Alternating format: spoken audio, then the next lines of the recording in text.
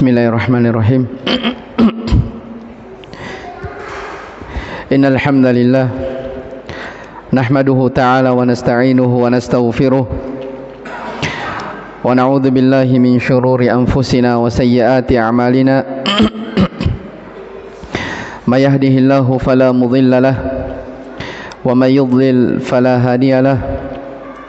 Asyhadu an la ilaha illallah wahdahu la syarika lahu wa asyhadu anna Muhammadan abduhu wa rasuluhu salawatu rabbi wa salamuhu alaihi wa sallama tasliman katsira, amma ba'd. Ikhwani fid din wa akhwati fillah rahimani wa rahimakumullah. Alhamdulillah, di malam hari ini kita kembali melanjutkan ta'lim rutin kita membaca kitab Masailul Jahiliyah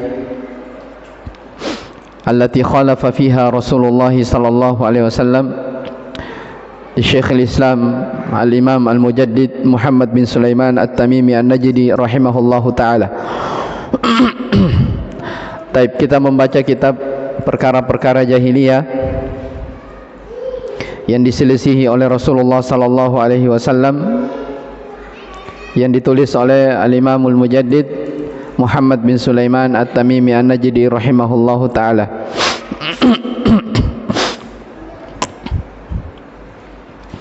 Taib, ikhwani wa akhwati rahimani wa rahimakumullah. Pada pertemuan sebelumnya telah kita selesai mempelajari seputar keimanan kepada takdir. Di antara sifat dari sifat orang-orang jahiliyah dahulu, mereka adalah orang yang mengingkari akan adanya takdir.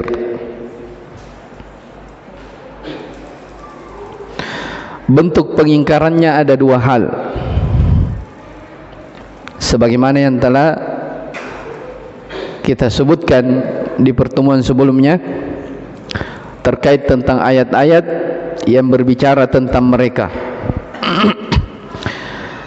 Yang pertama, saya ingatkan kembali ya apa yang telah kita bahas.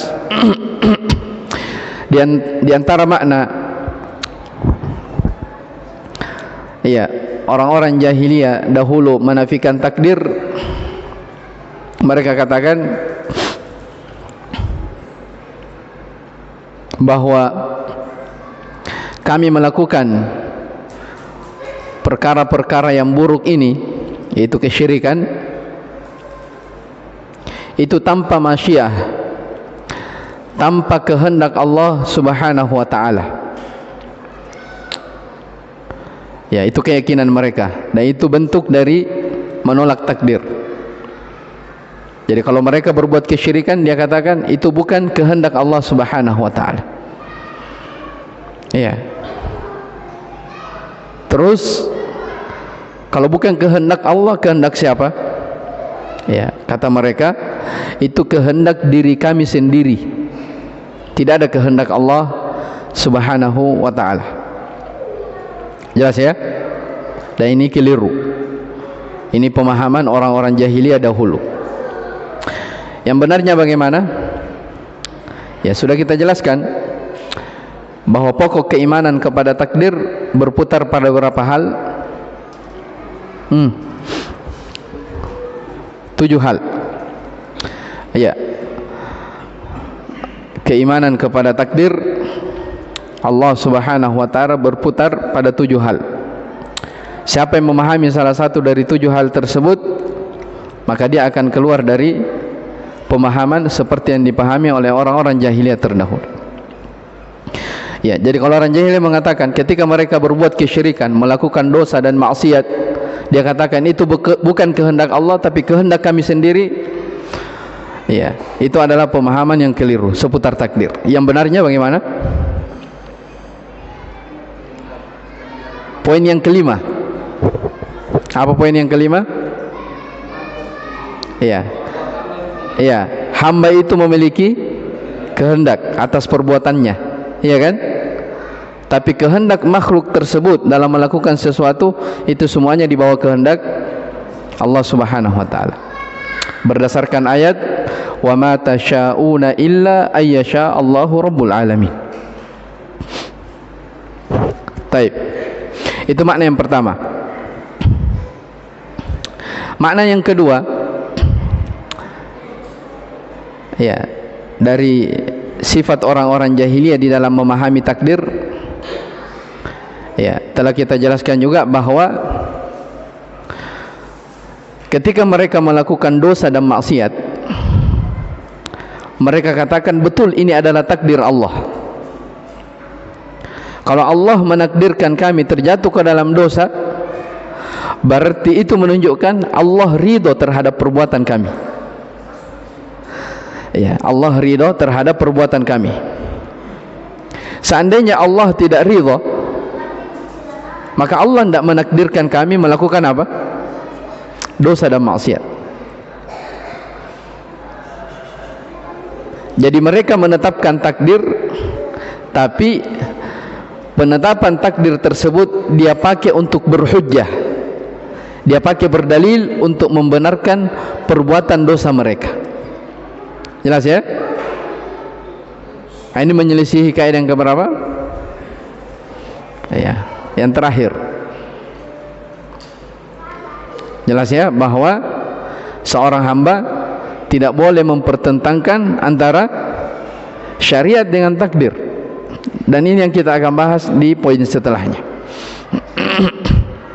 Tapi saya kira itu ringkas terkait tentang pembahasan sebelumnya. Kita berpindah di masalah jahiliyah yang ke-44. Qala Syekh rahimahullahu taala al-mas'alatu ar-rabi'atu wal arba'un. Masalah yang ke-44. Di antara sifat orang-orang jahiliyah terdahulu al-ihtijaju 'ala Allah bihi. Al-ihtijaju 'ala Allah bihi. Artinya mereka beralasan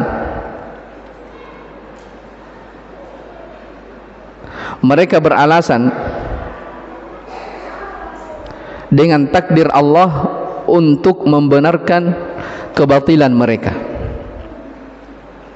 Ini dipertegas dari sebelumnya ya. Ya.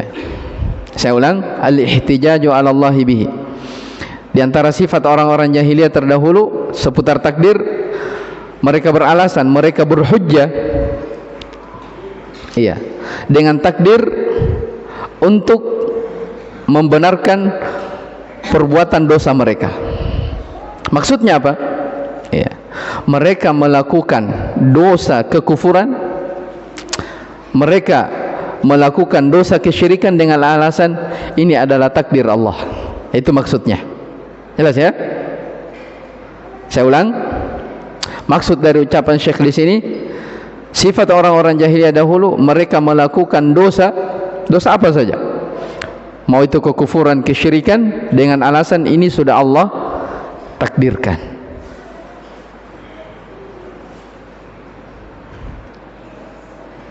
Iya. Dan itu banyak ya, terkadang sebagian orang. Kita akan jelaskan sebentar dari apa yang disebutkan oleh Syekh di sini. Jadi terkadang sebagian orang, iya, mereka tidak mau sholat misalnya, iya, mereka tidak mau beribadah, mereka terus melakukan dosa dan maksiat, lalai kepada Allah. Apa alasannya?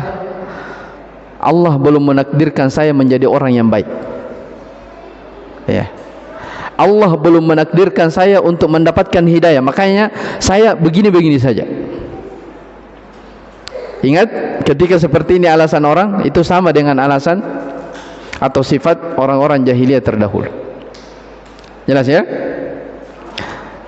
Atau ada orang terjatuh terus ke dalam dosa, melakukan maksiat, ketika ditegur, tidak boleh, itu dosa. Mau media apa? Ini sudah takdir Allah Ta'ala. Mau media apa? Ini sudah Allah takdirkan. Berarti ini apa namanya? Mereka melakukan dosa dengan alasan, mereka melakukan dosa dengan alasan ini takdir Allah Subhanahu wa Ta'ala. Tidak boleh mempertentangkan antara syariat dengan dengan takdir. Jelas ya? Jelas ini? Taib.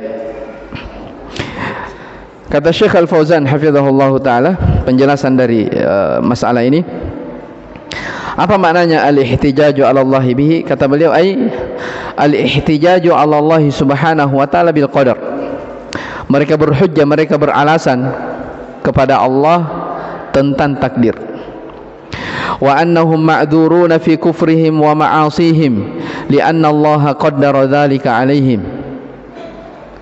Mereka meminta udzur atas perbuatan maksiat dan kekufuran mereka. Ya, mereka minta maaf, mereka minta udzur. Alasannya apa?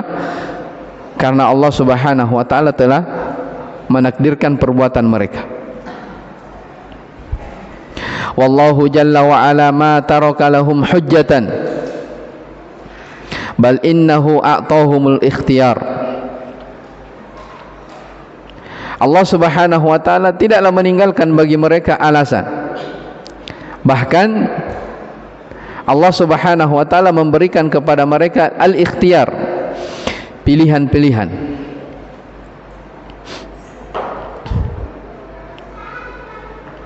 Wa atahumul qudrah, Allah memberikan kepada mereka kemampuan. Atahumul masyiah, Allah memberikan kepada mereka kehendak.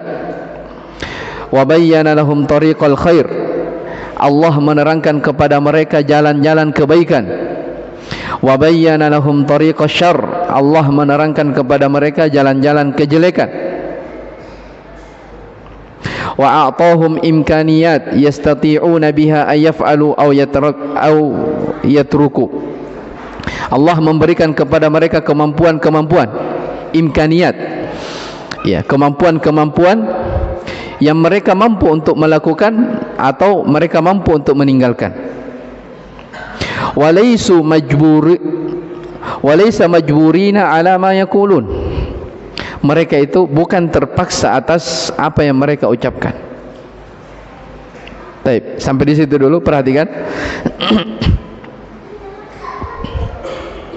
Iya. Di antara sifat orang-orang jahiliyah itu tadi, mereka melakukan dosa dengan alasan ini Allah sudah takdirkan. Sekarang ini, pembahasan ini, iya, berarti mereka menetapkan akan adanya apa? Mereka menetapkan akan adanya takdir Allah Subhanahu wa taala. Jelas? Iya. Alasannya, seandainya Allah, iya, tidak menakdirkan hal ini, maka tidak akan terjadi. Iya kan?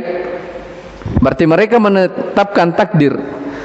Hanya saja mereka katakan makhluk atau si hamba itu sendiri, dia tidak memiliki apa-apa kemampuan. Ya, jadi kalau mereka melakukan dosa, itu bukan keinginan saya, tapi keinginan Allah Subhanahu wa taala. Ketika mereka terjatuh ke dalam maksiat, dia katakan itu bukan kehendak saya, tapi kehendak Allah Subhanahu wa taala. Berarti dia sarahkan semua kehendaknya kepada Allah, kemudian dia katakan makhluk tidak memiliki apa? Kehendak. Nah, ini yang disebut oleh Syekh di sini, mereka apa namanya? Mereka disebut sebagai Jabriyah. Ya, ini sudah disebutkan. Kelompok Jabriyah, mereka berpemahaman, iya, bahwa makhluk itu dipaksa. Iya. Makhluk melakukan dosa, itu Allah yang melakukan. Ya. Si makhluk melakukan ketaatan, itu Allah yang melakukan. Makhluk tidak punya kehendak sama sekali. Mereka hanya dipaksa.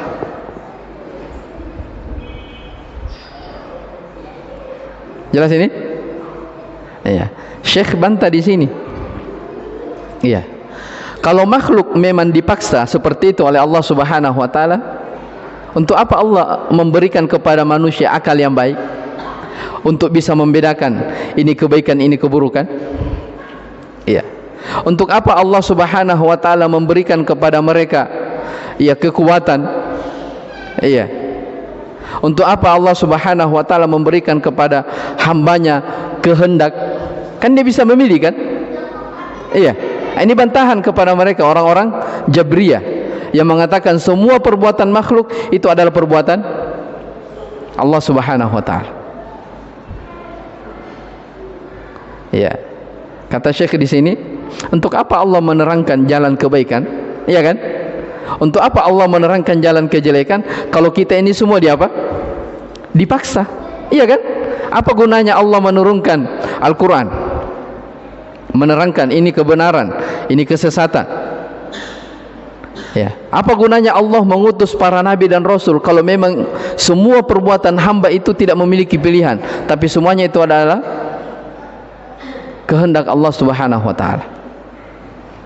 Ya, maka orang-orang Jabriyah ini adalah orang-orang yang berpemahaman makhluk itu dipaksa atas kehendak. Bahkan makhluk tidak memiliki kehendak sama sekali. Ya, makanya ketika si hamba melakukan dosa, dia katakan, oh Allah ridho kepada kita. Makanya ayatnya kemarin, lau sya'allahu ma asyrakna. Seandainya Allah menghendaki, kami tidak akan berbuat kesyirikan. Ya, karena kami melakukan kesyirikan, berarti Allah apa? Allah kehendaki. Kalau Allah kehendaki berarti Allah ridho. Di situ dia.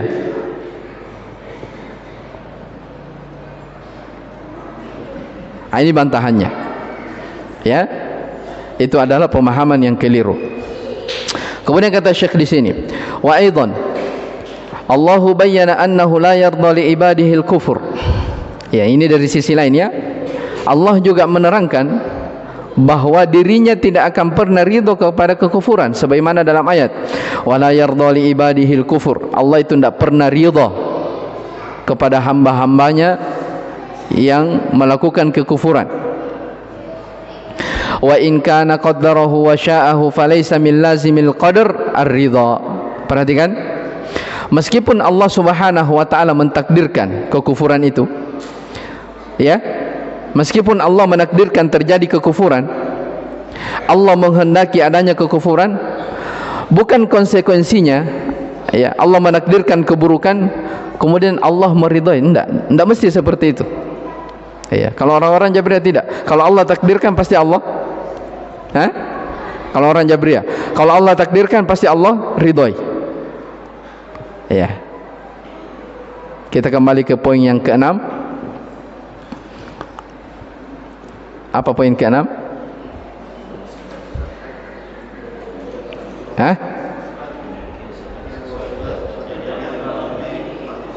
Taib. Meyakini bahwa segala sesuatu yang ditakdirkan oleh Allah Subhanahu wa taala itu ada apanya? Ada hikmahnya. Sekarang sudah pernah kita jelaskan, perbuatan Allah Subhanahu wa taala menakdirkan itu semuanya apa? Baik. Tapi yang ditakdirkan oleh Allah Subhanahu wa taala atas makhluknya terbagi dua, yaitu takdir yang baik dan takdir yang buruk. Iya kan? Takdir yang buruk Allah takdirkan terjadi keburukan. Contohnya kekufuran. Iya kan? Kekufuran Allah takdirkan terjadi. Apakah baik untuk si hamba, si makhluk? Tidak baik. Tapi Allah menakdirkan kekufuran. Perbuatan Allah menakdirkan kekufuran adalah kebaikan. Kenapa? Ada hikmah di belakang. Ya, orang-orang Jabriyah tidak memahami seperti itu. Jelas ya? Orang-orang Jabriyah tidak memahami yang seperti itu. Baik. Jadi saya ulang di sini. Wa in kana qaddarahu wa sya'ahu falaysa min lazimil qadri falaysa min lazimil qadar ar-ridha. Meskipun Allah Subhanahu wa taala menakdirkan dan menghendaki adanya kekufuran, ya, bukan dari keharusannya Allah itu harus ridha akan adanya kekufuran. Ya.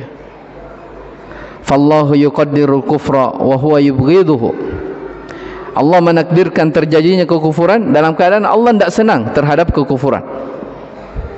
Terus apa hikmahnya? Syekh singgung. Ya, di antara hikmahnya adanya kekufuran min ajli ayatamayyazan nas ba'dhum min ba'd. Ya, di antara hikmahnya apa?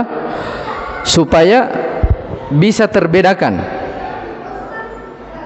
antara manusia yang satu dengan manusia yang lainnya. Ya. Allah menakdirkan adanya ujian berupa kekufuran untuk bisa membedakan yang mana yang shadiq, yang jujur dalam keimanan, dan yang mana yang dusta. Iya. Supaya jelas siapa yang beriman, siapa yang kafir. Supaya jelas siapa yang munafik, ya, dan siapa yang betul-betul benar keimanannya. Jelas ini ya? Fallahu qaddara hadhihi al-umur al-makruhata. Allah menakdirkan terjadi semua perkara-perkara yang dibenci li hikmatin minhu subhana, karena ada hikmah, ya, di sisi Allah subhanahu wa ta'ala. Ma qaddaraha abathan, Allah tidak menakdirkan sesuatu itu secara sia-sia. Jelas ya? Sama yang saya singgung kemarin tentang masalah nyamuk. Ya, tentang masalah nyamuk. Allah takdirkan ciptakan nyamuk. Ya, kira-kira apa kebaikannya bagi kita? Untuk kita. Jelas ya, nyamuk. Allah takdirkan. Iya, tapi menurut kita itu nyamuk, iya, dia kan menggigit, bisa malaria orang. Tapi subhanallah, perbuatan Allah menciptakan, menakdirkan adanya nyamuk itu ada hikmah-hikmah di belakang. Iya, di antaranya apa? Orang misalnya gara-gara nyamuk dia sakit, misalnya ya, demam. Dengan dia sakit, dia bersabar, dapat apa? Pahala. Iya kan? Itu di antara hikmah-hikmah. Iya. Karena adanya nyamuk, ya, muncul perusahaan namanya obat apa? Obat nyamuk. Ya. Jadi ada hikmah-hikmah di balik sesuatu yang ditakdirkan oleh Allah Subhanahu wa taala yang bentuknya dibenci oleh manusia. Taib. Oleh karena itu di sini kata Syekh, ma qaddaraha abathan. Allah menakdirkan sesuatu itu tidak sia-sia. Wa rattabal jazaa'a ala af'alihim allati yaf'alunaha bi ikhtiyarihim. Allah Subhanahu wa taala memberikan balasan atas perbuatan-perbuatan yang mereka lakukan sesuai dengan pilihannya. Walidzalikal majnun wal ma'tuhu wal mukrah wan naim la yu'akhadun. Ini juga pendalilan lain. Iya. Oleh karena itu orang-orang yang tidak sadar, orang gila, orang yang kurang waras, orang yang tertidur, orang yang dipaksa, ya, itu mereka tidak disiksa. Li'annahum laisa indahum ikhtiyar, karena mereka itu tidak memiliki pilihan. Wa laisa indahum aklun, mereka tidak memiliki akal. Mahma fa'ala la yu'akhad, sepanjang mereka melakukan sesuatu di atas kondisi seperti itu, mereka tidak akan disiksa. Ya. Kalau orang-orang Jabriyah tidak. Ya, orang-orang Jabriyah tidak.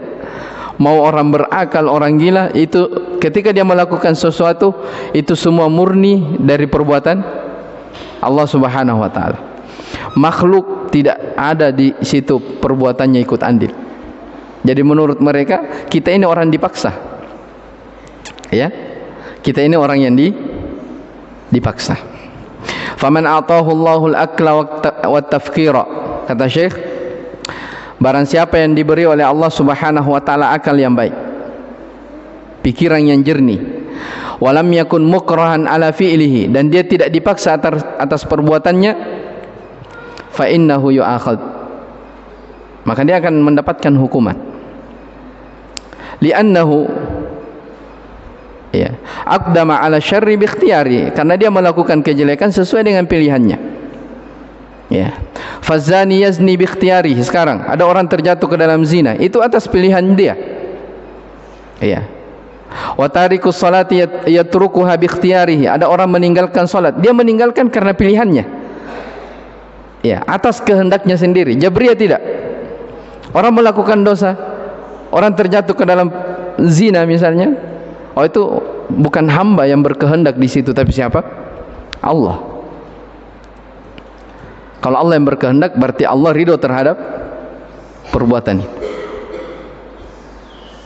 Jelas ya? Wa tarikus shalah, meninggalkan salat. Iya. Orang meninggalkan salat karena pilihannya. Jangan bilang, oh ini takdir Allah, akhi, makanya saya tidak salat.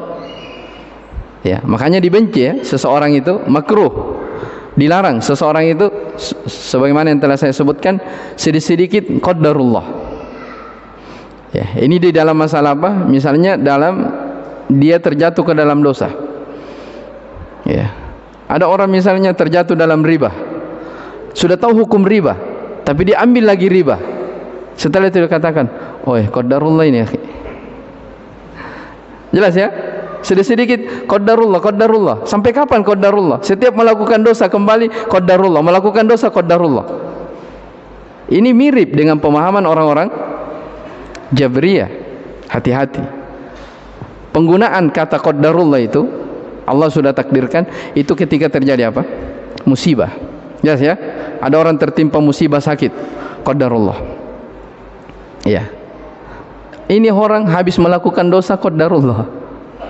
Ya, cocok juga ya qadarullah, cuman ya, habis melakukan perbuatan maksiat setelah itu qadarullah.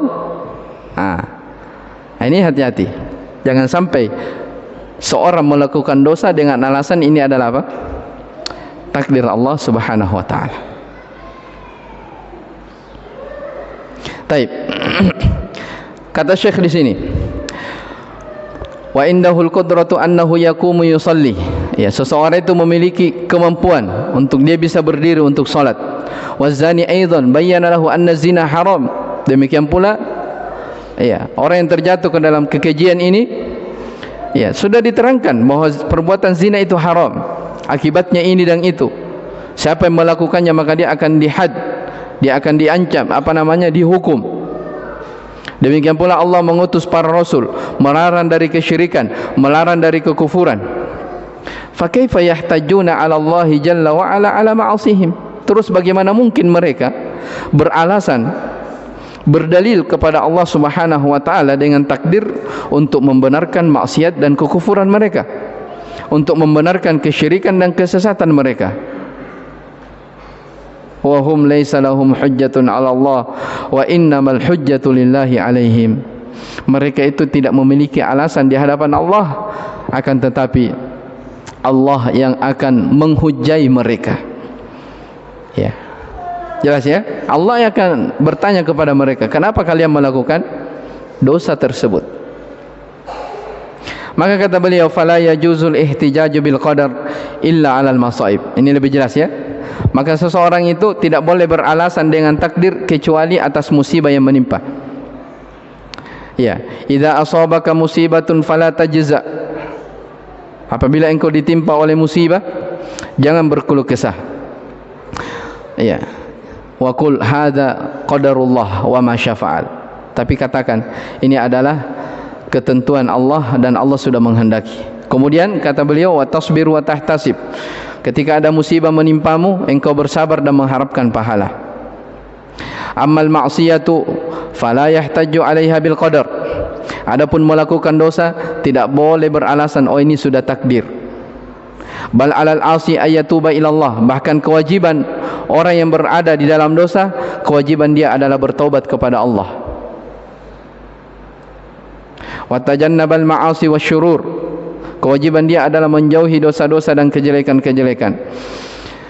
Fal ihtijaju bil qadar ala fi'lil ma'asi huwa fi'lul jahiliyah. Ini kesimpulannya yang terakhir. Maka beralasan dengan takdir untuk melakukan maksiat itu merupakan sifat dari sifat orang-orang jahiliyah. Saya ulang. Melakukan dosa dengan alasan takdir itu merupakan apa? Sifat dari sifat orang-orang jahiliyah. Wallahu ta'ala alam. Selesai poin yang ke 44. Qala rahimahullahu taala al-mas'alatul khamisatu wal arba'un. Masalah jahiliyah yang ke-45. Kita sudah 45 ya. Berapa jumlahnya? Masalah jahiliyah 128. Ya, belum seperduanya ya. Belum seperduanya. Taib, masalah yang ke-45, mu'aradatu syar'illahi biqadrihi. Masalah yang ke-45 kata beliau, di antara sifat orang-orang jahiliyah adalah mu'aradah, mempertentangkan antara syariat Allah dengan takdir Allah.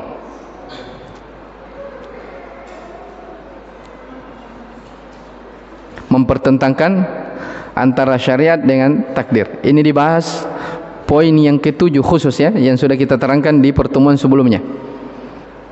Ya. Di antara sifat orang-orang jahiliyah, mereka mempertentangkan antara syariat dengan takdir. Iya. Kalau keyakinan yang telah kita bahas di sebelumnya, seorang mukmin tidak boleh mempertentangkan antara syariat dengan takdir. Taib.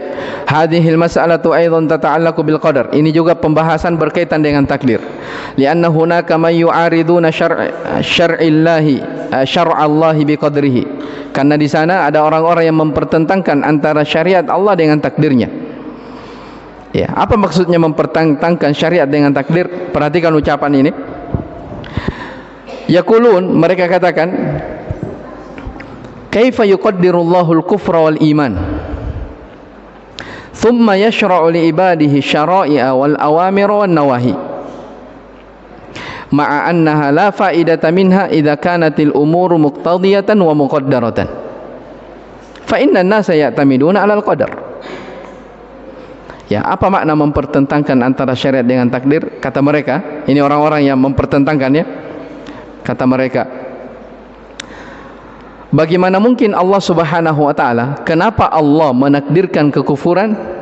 Ya. Kenapa Allah menakdirkan adanya kekufuran dan adanya keimanan?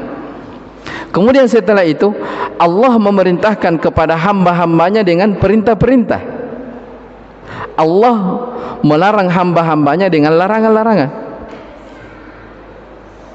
Iya. Berarti tidak ada faedahnya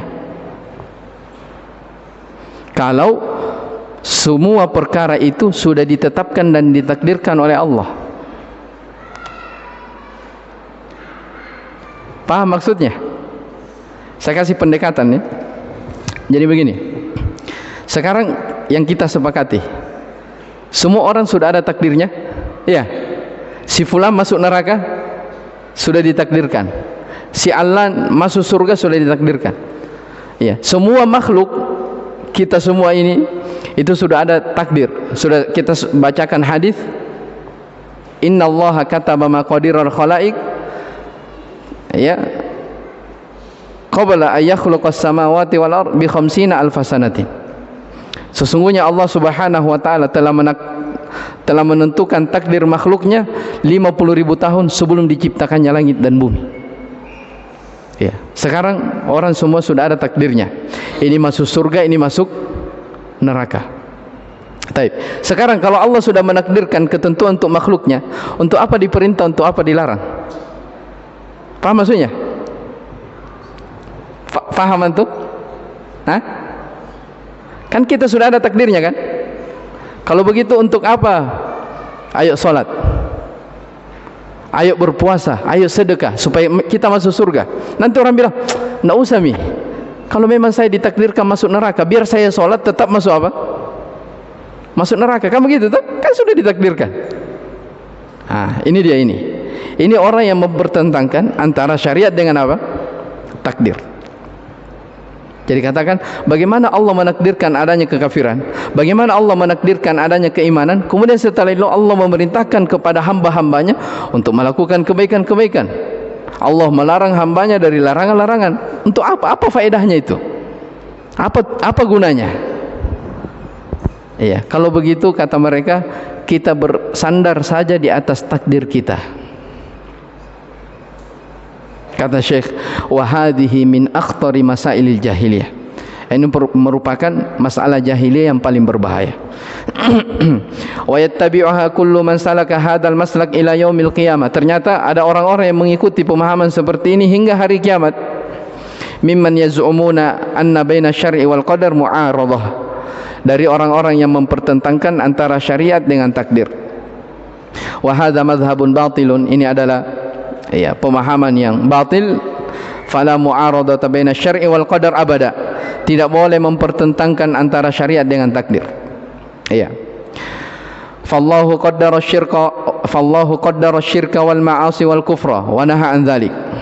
Allah telah menakdirkan adanya kesyirikan, adanya maksiat, adanya kekafiran, dan Allah larang hal tersebut. Kemudian Allah memerintahkan keimanan.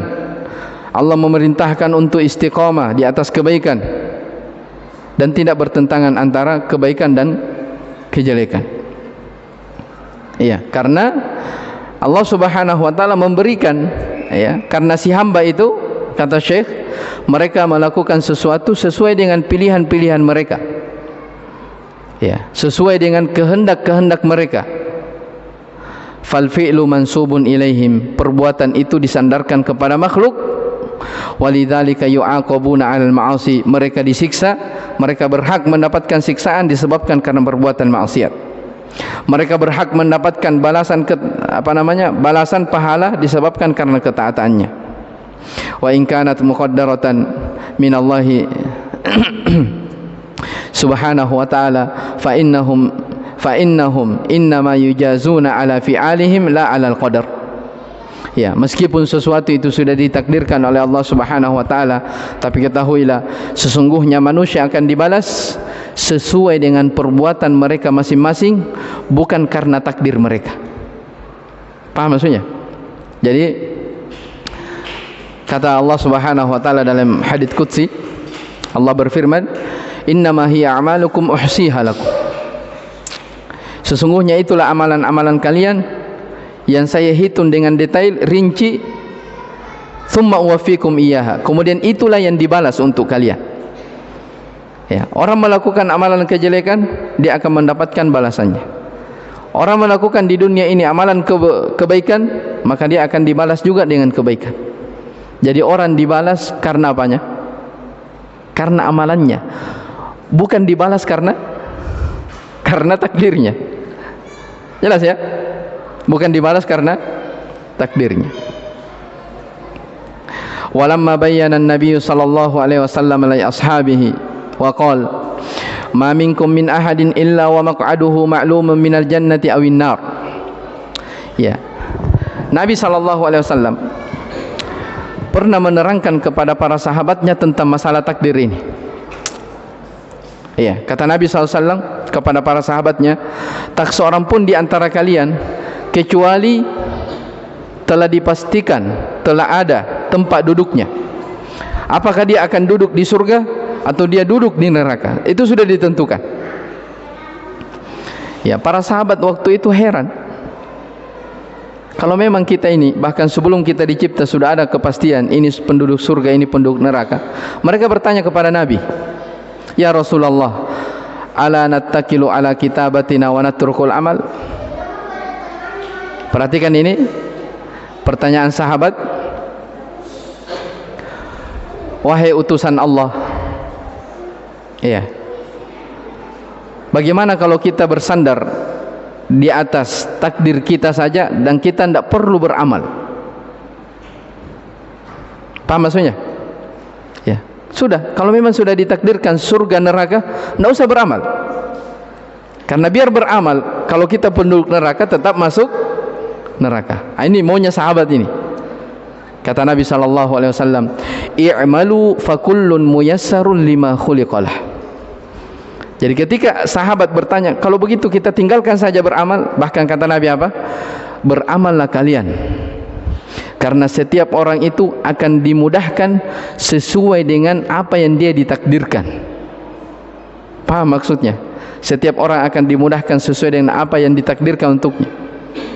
Jadi kalau orang misalnya ditakdirkan dia akan mendapatkan kebaikan, maka dia juga akan melakukan amalan-amalan kebaikan. Kalau ada orang yang takdirnya memang kejelekan, maka dia juga akan diarahkan untuk melakukan apa? kejelekan-kejelekan. Itu kemudian turun ayat, Allah Subhanahu wa taala berfirman, fa amma man a'ta wattaqa, maka adapun orang-orang yang memberi, berinfak dan dia bertakwa, wa saddaqa bil husna, ya, dan dia membenarkan, ya, al husna yaitu balasan. Sebagian ahli tafsir menyebutkan al husna yaitu surga. Fasanuyassiruhu lil yusra, maka dia akan, kata Allah Subhanahu wa taala, maka kami akan mudahkan jalannya menuju kepada kemudahan. Wa amma man bakhila wastaghna, adapun orang-orang yang kikir dan dia merasa cukup, wa kadzdzaba bil husna, dan dia mendustakan al husna, mendustakan akan adanya balasan, fasanuyassiruhu lil usra, maka kami akan tunjuki dia kepada sesuatu yang susah. Taib. Fal abdu ya'malu min janibihil khair, kata Syekh, maka seorang hamba itu dia melakukan sesuatu, ya, di sisinya ada kebaikan. Ya, seseorang itu diberi pilihan, ada kebaikan-kebaikan, ya, ada kejelekan-kejelekan. Wa ammal qadar fahuwa sirrullahi subhanahu wa ta'ala la tabahatsu fihi. Adapun takdir, ya, takdir makhluk itu semuanya adalah rahasia Allah Subhanahu wa taala, jangan engkau cari-cari. Li'annahu la yu'nik, la ya'nik, karena kalau kamu cari-cari itu tidak ada manfaatnya, bahkan engkau tidak akan sampai kepada tujuan. Paham maksudnya? Kalau orang hanya bersandar kepada takdir itu tidak ada gunanya. Masalahnya sekarang pertanyaannya, siapa yang tahu takdirnya? Apakah dia penduduk surga atau penduduk neraka? Tidak ada yang tahu kan? Iya. Sekarang di dunia ini, betul, Allah sudah menakdirkan semua dari kita. Ada penduduk surga, ada penduduk neraka. Sekarang pertanyaannya, takdir kita ini kita sudah tahu atau tidak? Hah? Tidak ada yang tahu. Karena tidak ada yang tahu apakah surga atau neraka, makanya kita berusaha untuk melakukan apa? Kebaikan-kebaikan supaya bisa masuk surga, terhindar dari neraka. Jangan bilang tidak usah beramal, karena biar saya beramal, kalau penduduk neraka tetap neraka. Nah, itu pemahamannya orang-orang Jabriyah. Jelas?